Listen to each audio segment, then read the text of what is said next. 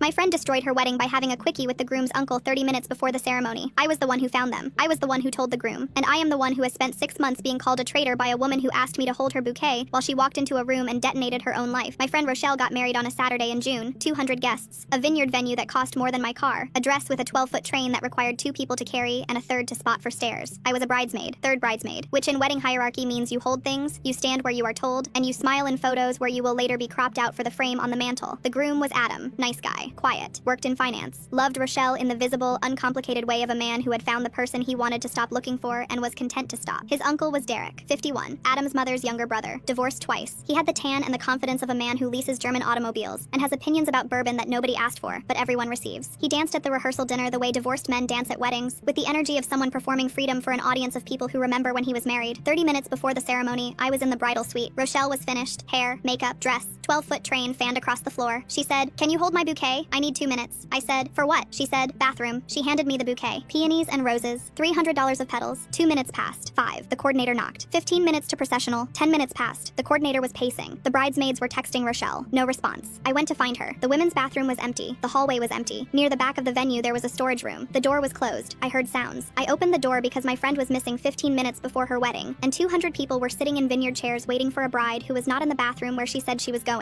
Derek and Rochelle, in the storage room, against a shelf of catering supplies. His jacket was on the floor. Her dress was compromised in a way I will describe only as architecturally restructured. Rochelle said, "Close the door." I closed the door. Not because she told me to, because I needed the door between me and what I had just seen to process the fact that my friend was with the groom's 51-year-old uncle 30 minutes before she was supposed to walk an aisle toward the groom's face. I stood in the hallway holding $300 of peonies and a decision that was going to end someone's wedding regardless of which direction I carried it. I found Adam in the groom's suite. He was adjusting his tie. He was smiling. The specific smile of a man about to marry the woman he loves and believes she is in a bathroom holding a bouquet. I said, "Rochelle is in the storage room with Derek." He said, "What do you mean with Derek?" I said, "I mean with Derek." His face traveled from confusion to processing to understanding to the specific pale stillness of a man whose tie is suddenly irrelevant because the knot he was tying is not the knot that just came undone. He said, "You're sure?" I said, "I opened the door." He walked to the storage room. He opened the door. I heard his voice say one sentence. "The wedding is off." 200 guests were told, due to unforeseen circumstances, the ceremony has been postponed. Postponed. Because the bride was found with the groom's uncle in a storage room is not a sentence a wedding coordinator is trained to deliver. Rochelle found me in the parking lot, crying, dress still compromised. She said, "Why did you tell him?" I said, "Because he was about to marry you." She said, "I was going to end it with Derek after the wedding." After the wedding. She was going to use the ceremony as the line between the affair and the marriage, as though vows are a reset button and the thing that happened before I do is erased by the saying of it. I said, 30 minutes before your wedding is not a mistake. It's a decision. You got dressed, you did your hair, you put on the dress, you handed me the bouquet, you walked to the storage room. Every step was a choice. She said, "You ruined my wedding." I said, "You ruined your wedding." I just opened the door. She has not spoken to me since. 6 months. Adam moved to another city. He texted me once. "Thank you for telling me." Nobody else would have. Derek was banned from family events. Adam's mother, Jillian, has not spoken to her brother since. Then Nora, the bartender at the venue, pulled me aside in the parking lot. She said, "The storage room. That wasn't the first time." She said, "I've worked this venue for 3 years. Derek has been here 4 times. 4 different weddings. Each time he's been with someone from the wedding party." She said, "Derek doesn't come to weddings for the ceremony. He comes for the access. A venue full of dressed up, emotional, slightly drunk people in a building with empty rooms and closed doors. He has a pattern. 4 weddings, 4 storage rooms, 4 women who were not Rochelle. Derek is not a man who made a mistake with his nephew's bride. He is a man who attends weddings as a hunting ground." My friend Hala said, "4 weddings? That's not an affair. That's a system." Nora met me at a coffee shop. She told me Derek shows up alone. No date. He arrives early, positions himself at the bar, watches the room. He picks someone in the wedding party. Always someone who looks a little overwhelmed, a little emotional, someone who has been running around all day doing things for the bride and has not had anyone ask them how they are doing. He buys them a drink and then another, and he compliments them in a way that feels private and specific. Nora said he waits for the window, the 30 minutes before the ceremony, the hour after the first dance, the moment when everyone is distracted. He does not rush it. He builds a small connection over the first hours, and when the chaos peaks, he finds that person, suggests they step away from the noise, just for a minute, and there are always empty rooms in a venue. Nora told me about the last wedding before Rochelle's. Derek spent the reception with a young woman from the bridal party. Near the end of the night, she saw them walk toward the back hallway together. 20 minutes later, Derek came out alone, straightening his shirt. A few minutes after that, the young woman came out of a coat closet. Her face was red and her eyes were wet, and she went straight to the bathroom and did not come back out for a long time. Nora told the venue manager. He said, "Unless someone files a complaint, it's not our business." Nora looked at me and said, "That's why I told you. Because you actually did something. You opened the door. Nobody else opens the door." I said, "Would you be willing to tell this to someone in Derek's family?" She said, "I'll tell it once. To the right person. But I'm not getting dragged into family drama. I just pour drinks." Then Derek called me. Unknown number. His voice was warm, calm, concerned. He said, "I heard you've been asking around about me. I just wanted to check in. Make sure you're doing okay." He sounded like a friend calling to see how you are holding up. For 5 seconds, his voice was so smooth that I almost questioned 6 months of evidence and instinct. That is how good he was. Then he said, "Rochelle is worried about you. She told me you've been reaching out to people from the venue. Rochelle told him. Rochelle, who had not spoken to me in 6 months. Rochelle, who called me a traitor and went silent. She was talking to Derek about me. The woman who said it was a mistake was still in contact with the mistake. Hala said, he called you? That's not a check-in. That's a warning. And Rochelle told him, you need to move fast before he builds a wall around the story. I called Jillian, Adam's mother. I said, I was a bridesmaid at Adam's wedding. I have something you need to hear. It's about your brother. She said, I haven't spoken to Derek since June. Whatever you have to say, I'm not sure I want to hear it. I said, that's exactly why you need to. She said, fine, I'll meet you, but I'm not promising anything. Then Rochelle texted me, first communication in 6 months. I heard you're trying to make this into something bigger than it was. It was my mistake. Mine. Stop dragging other people into it. I typed back, it wasn't just your mistake, and you know it. No response. Silence after a sentence like that is not disagreement. It is recognition. I sat across from Jillian at a restaurant. She said, I agreed to meet you because Adam trusts you. That is the only reason. I told her everything Nora told me. 4 weddings, the access, the pattern, the timing, the young woman with red eyes, the venue manager who said it was not his business. I kept my voice flat. I gave her facts like setting plates on a table. I said, Derek didn't stumble into your son's wedding and make a one-time mistake. He's been doing this for years. Jillian did not interrupt once. Then she said, are you doing this because you care about my son or because you want to feel right about what you did at the wedding? I paused. Then I said, both. I'd be lying if I said it wasn't both, but the pattern is real whether I feel right or not. Something in her eyes changed. Not softness, recognition. Then her voice got older, like she was pulling words up from somewhere she had not gone in a long time. She said, when Derek was 30, he got into trouble at a family reunion. My cousin's daughter. She was 22. My mother handled it. She told me Derek had too much to drink and got confused. I believed her because I was 19 and he was my brother. She said, I have spent 20 years telling myself that was a one-time thing. I said, the bartender will talk to you. Once. She said, I need to hear it from someone with no reason to lie. Meanwhile, Rochelle posted online. It did not name me, but it was obviously about me. Someone who couldn't stand to see me happy. Still trying to control the story. I've moved on, but she refuses to. Every sentence was carefully written to sound like a woman being harassed by a former friend. None of it mentioned Derek. None of it mentioned the storage room. None of it mentioned that she was still in contact with the man she called a mistake. Every day I spent building a case against Derek was a day Rochelle spent building a case against me. The narrative was being written without me, and the person writing it was the same woman who handed me her bouquet and walked into a storage room and then called me a traitor for opening the door. The next evening, Nora, Jillian, and I were on a phone call. Nora told it the same way she told it to me. Calm, specific, factual, 4 weddings, how Derek arrived alone, how he found someone in the wedding party, the coat closet, the young woman, the venue manager. When Nora finished the line went quiet. Then Jillian said, thank you, I need a day. 4 days of silence. Then Jillian called. Her voice was harder, more certain. She said, I spoke to my cousin, her daughter. She's 38 now. She told me what actually happened. It wasn't confusion. It wasn't drinking. My mother covered for him. My mother told the whole family a version that protected Derek and left that girl alone with what happened to her. She said, I called 3 other family members. 2 of them had stories. A comment here. A hand on a knee there. Things people noticed and filed away and never connected because nobody connected them. Because we were told not to. She said she had written Derek a physical letter. She named the venue, the weddings, the family reunion. She told him he is no longer welcome at any family event. She told him she is informing every family member of why. She said, I mailed it this morning. I also called Adam. He knows everything now. I said, how did Adam take it? Jillian was quiet. Then she said, he was quiet for a long time. Then he said, she opened the door. He meant you. The same door. The same handle I can still feel in my palm. The same choice that cost me a friendship and 6 months of being called a traitor. But now, it did not just end a wedding. It cracked open 20 years of silence that an entire family had agreed to keep without ever saying so out loud. Adam texted me that evening. My mom told me everything. I'm glad you didn't stop at the storage room. Thank you for being the person who opens doors. I read it 3 times. I held the phone against my chest. Rochelle never contacted me again. The post stayed up. Some friends drifted back. Some did not. Derek did not respond to Jillian's letter. 2 family members called him directly. He blocked all 3 of them. Jillian wrote me, blocking us is the first honest thing he's done. It means he knows we're right. Hala said one evening, do you still think about the bouquet? I said, every time I see peonies. She said, you held the flowers, then you held the truth. Most people would have put both of them down. Some doors you open and wish you had not. Some doors you open and the whole hallway changes. I opened both. I would open them again.